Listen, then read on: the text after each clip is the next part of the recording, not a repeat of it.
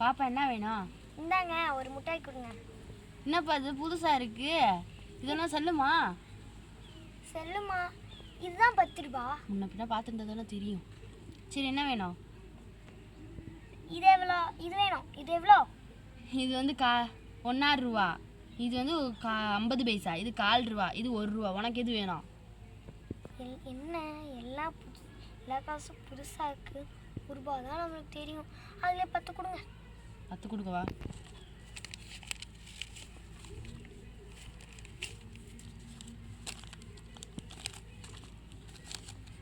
இந்தா நீ கேட்ட காசு.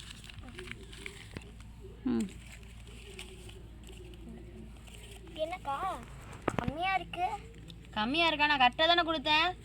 இல்லைக்கா இங்கே பாருங்க. இடைவேளையில என்கிட்ட திட்டியா? இதுக்கு தான் நான் உனக்கு முன்னாடியே காசு கொடுக்குறப்பே சுதாரிச்சிருக்கேன்.